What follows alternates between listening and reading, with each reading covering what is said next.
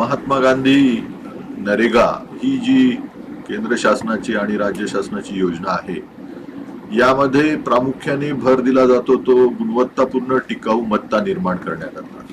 या योजनेमध्ये सार्वजनिक गुणवत्तापूर्ण मत्ता निर्माण करणे, तसेच सामूहिक कामे, तसेच वैयक्तिक कामे देखील घेतल्या जातात. आणि याद्वारे आपण जर आपल्या राज्यातील शेतकऱ्यांनी किंवा ज्या लोकांकडे शेती नाही अशा शेतमजुरांनी आणि इतर जे वर्कर्स आहेत त्यांनी देखील या योजनेचा जर लाभ घेतला तर एक त्यांचं जीवनमान उंचवण्यामध्ये निश्चितपणे मदत होऊ शकते. कारण की वैयक्तिक अशा फार चांगल्या चांगल्या योजना आहेत, जसं की एखादा शेतकरी असेल, अल्पभूधारक असेल तर त्याला विहिरीची योजना आहे. त्यानंतर गोठे बांधण्याकरता देखील त्याला या योजनेअंतर्गत सहाय्य होऊ शकतं. आपल्या शेतात जर त्याला शेततळे करायचं आहे किंवा जलतारा करायचा आहे तर याकरता देखील या योजनेमार्फत जे आहे ते सहाय्य त्याला मिळू शकतं. यासोबतच फळबागांविषयी पण एक योजना याच्यामध्ये आहे. तर एकंदरीतच आपल्या राज्यातील जे शेतमजूर आहेत यांचं जीवनमान उंचवणे आणि एक त्यांना एक चांगलं गुणवत्तापूर्ण असं एक जीवन उपलब्ध करून देणे याकरता देखील या योजनेचा एक चांगला उपयोग होऊ शकतो. पूर्वी या योजनेच्या सुरुवातीला या योजनेचा प्रमुख उद्देश जो होता हा रोजगार निर्मिती होता आणि त्यासोबतच एक सार्वजनिक मालमत्ता उभी करणे हा देखील होता. परंतु आता थोडासा अप्रोच जो आहे हा बदलला आहे आणि सर्वच जे शेतमजूर किंवा शेतकरी आहे यांच्या जीवनमानामध्ये कसा बदल घडवून आणता येईल या दिशेने या योजनेची वाटचाल सुरू आहे. आता जवळपास आज घडीला महाराष्ट्रामध्ये 12.5 लाख मजूर जे आहेत हे आपल्या योजनेअंतर्गत काम करतायत आणि ज्या जलसंधारणाच्या ज्या योजना आहेत, ज्या मृदसंधारणाच्या ज्या योजना आहेत त्या देखील या अंतर्गत घेता येतात.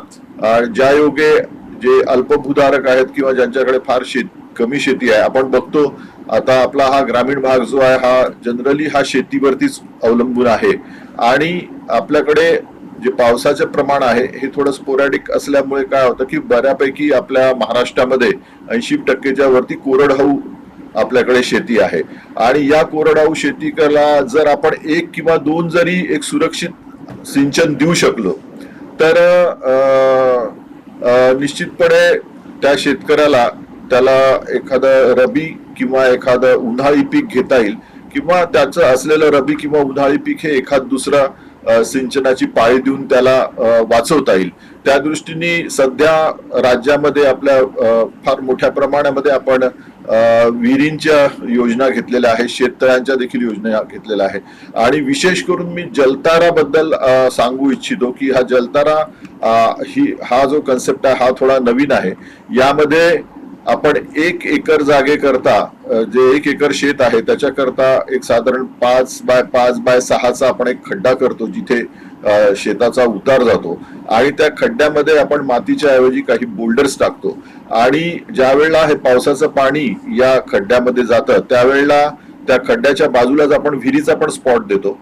तर त्या विहिरीच्या पाण्याची पातळी ही मेंटेन राहते. याशिवाय जमिनीमध्ये ओलावा देखील धरून राहतो, ज्या योगे त्या शेतकऱ्याला एखादं दुसरं एक चांगलं संरक्षित असं सिंचन देणं शक्य होतं. राज्य शासनाने माननीय मुख्यमंत्री यांच्या अध्यक्षतेखाली एक बांबू मिशन, बांबू टास्क फोर्स एक निर्मित केलेला आहे. याचा मुख्य उद्देश असा आहे की आपण आता बघतोय की वातावरणीय बदल जो आहे त्याच्यामुळे आपल्याला आपल्या महाराष्ट्राच्या बऱ्याचशा भागांमध्ये कुठे दुष्काळ तर कुठे अतिवृष्टी अशा प्रसंगांना तोंड द्यावं लागत आहे. तर वातावरणीय बदलाच्या संकटाला तोंड देण्याकरता तसंच आपण बघतोय की हे जीवाश्म इंधन जे आहे ही इंधनाचाही फार मोठ्या प्रमाणात वापर होतोय, तो कमी करण्याकरता आणि एकंदरीतच शेतकऱ्यांना एक पूरक असं एक चांगलं उत्पन्न दरवर्षी मिळेल याकरता म्हणून एक बांबू मिशन हाती घेतलेलं आहे, ज्या अंतर्गत महाराष्ट्र राज्यामध्ये यावर्षी जवळपास 1,00,000 हेक्टर्सवरती बांबू प्लांटेशनचा मनरेगा अंतर्गत आपण एक टार्गेट आपण हातात घेतलं आहे. आता बांबू बद्दल आपल्या सगळ्यांना तशी माहिती आहे, परंतु बांबूच्या जवळपास 136 अशा स्पेसीज किंवा जाती आपल्या महाराष्ट्रात आहेत. त्याच्यापैकी 5 जाती आपण सिलेक्ट केलेल्या आहेत. याआधी जी जात वापरण्यात येत होती ती कटंगा बांबू, ही फार काटेरी आणि एकमेकात गुंतणारी जात होती आणि त्याचा फार काही त्याच्या मध्ये उपयोग होत नसे. परंतु हे जे स्पेसीज आता वापरण्यात येणार आहेत याचा एक बायोमास किंवा एक इंधन म्हणून पण उपयोग होणार आहे. याशिवाय बांबूपासून जे विविध प्रकारचे उत्पादनं तयार होतात, जसं की कटलेरी तयार होते किंवा बांबूपासून काय लॅम्प्स तयार होतात, पेन स्टँड्स तयार होतात, आता इवन बांबूचे बोर्ड्स देखील तयार होतात, बांबूपासून फर्निचर देखील तयार होतं. तर याकरता जो बांबू लागणार आहे तो बांबूच्या स्पेसीस याची लागवड जी आहे ही मनरेगामधनं घेण्यात येणार आहे. यात साधारणपणे 2 हेक्टर पर्यंत आपण लागवड करू शकतो आणि त्याकरता एस्टिमेट साधारणपणे एक 7,40,000 असं हे एस्टिमेट मनरेगा अंतर्गत राहणार आहे.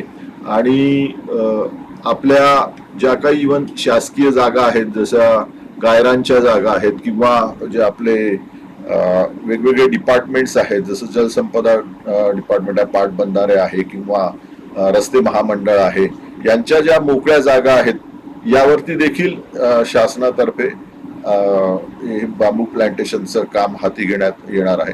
या संबंधाने जे काही पॉलिसी डिसिजन्स होतात आहेत त्याचं पण त्यावर ती काम शासनाकडे सुरू आहे आणि यावर्षी आपण असं टार्गेट ठेवलेलं आहे की 1,00,000 हेक्टरवरती हे बांबू प्लांटेशन करण्यात येणार.